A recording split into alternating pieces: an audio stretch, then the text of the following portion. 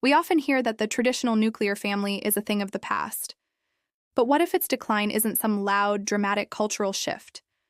What if it's happening quietly, subtly, in courtrooms, social worker offices, and even our own homes, disguised as something else entirely?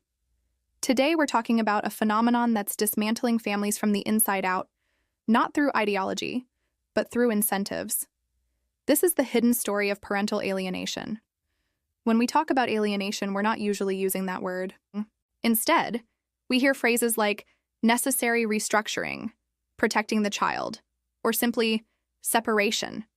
These terms sound responsible, even caring, but they often mask a slow, corrosive process where one parent is gradually pushed out of a child's life. The question we need to ask is this: are the very systems designed to help families during separation actually rewarding their fragmentation? Let's start by looking at this from a child's perspective. For a kid, family isn't a political statement or a social construct. It's their identity. It's their history. It's the very foundation of their emotional security. Think of it like a network. Even if the parents live in different houses, the child still sees themselves at the center of this connected web, with lifelines to both sides. When one parent is slowly erased from the picture, that network doesn't just get smaller, it collapses. This isn't just a logistical inconvenience of figuring out who picks them up from school. It's a profound loss that reshapes their sense of belonging and shrinks their entire world. The stability they once took for granted is gone, replaced by a void. So, how does this happen? Alienation works by replacing a child's complex reality with a simple, easy-to-digest story. In this new narrative, the rich, messy, beautiful shared history of a family gets flattened. One parent is elevated to the status of the primary parent, the hero of the story. The other parent, by default, is pushed to the margins. They might be subtly framed as unstable, uncaring, or even risky. This black and white, good parent versus bad parent narrative is incredibly useful for adults. It helps lawyers build a case, it helps courts make quick decisions, and it helps one parent feel justified in their actions.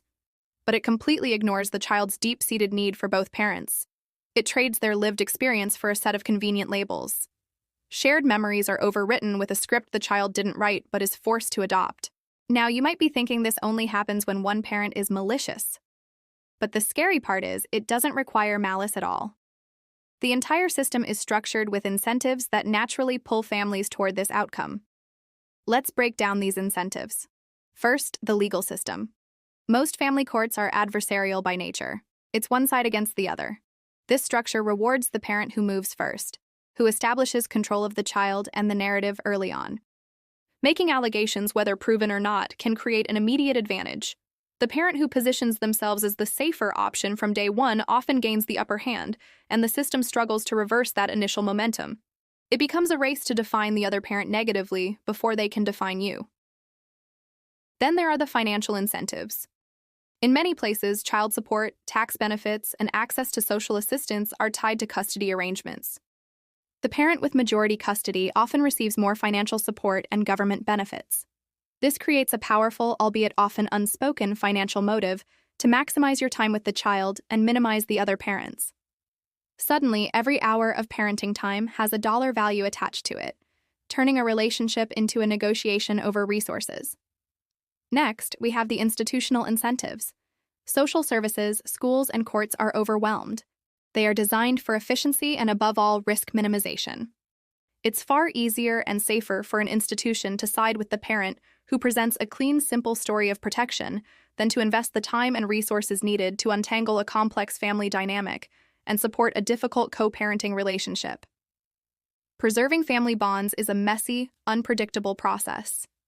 Labeling one parent as the primary caregiver and the other as a visitor is administratively simple.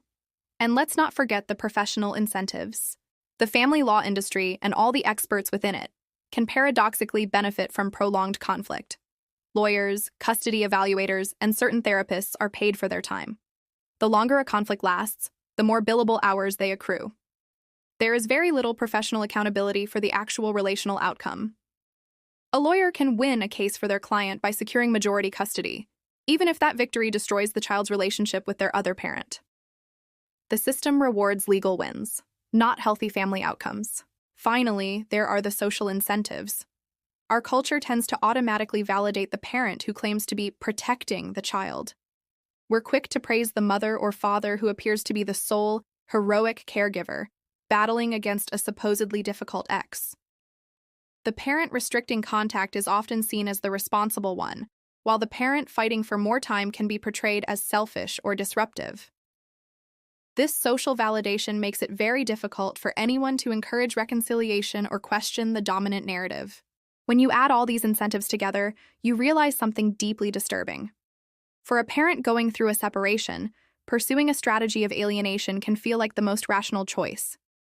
The system rewards it legally, financially, and socially. Meanwhile, trying to repair a co-parenting relationship and genuinely share a child's life receives very little support. So, what happens to the children caught in the middle? They adapt. They learn which parent holds the power, which narrative keeps the peace at home, and which feelings are safe to express.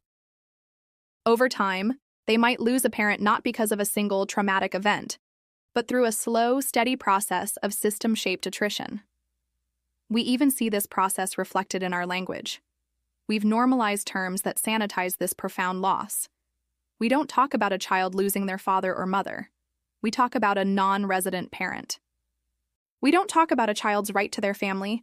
We talk about contact schedules and visitation rights. This clinical, procedural language turns a deep emotional rupture into a mere logistical detail. It makes parental loss sound like a bureaucratic outcome instead of the trauma that it is. And by normalizing this language, we dull our collective sense of urgency for reform. We accept the fragmentation of families as a standard, unavoidable part of modern life. So, when we talk about the end of the nuclear family, maybe we're looking in the wrong place. It isn't being loudly debated and dismantled by cultural critics. It's being quietly disassembled, piece by piece, by a system of incentives that makes it easier to break families apart than to hold them together. The path of least resistance leads to division. Recognizing this is the first step. The solution isn't about forcing people to stay in unhappy marriages. It's about fundamentally reforming the systems that manage their separation. It's about creating legal, financial, and social incentives that reward co-parenting and collaboration, not conflict. It's about teaching parents that their child's identity is inextricably linked to both of them, and that protecting that connection is the most important job they will ever have. By helping parents stay connected as a parenting team, even after they are no longer a couple, we do more than just fix a broken system. We protect a child's heart, their sense of self, and their chance at a stable, secure future. Thank you so much for watching. If this topic resonated with you, please share this video. It's a conversation we desperately need to have. Don't forget to like and subscribe for more content that challenges the way we see the world. See you next time.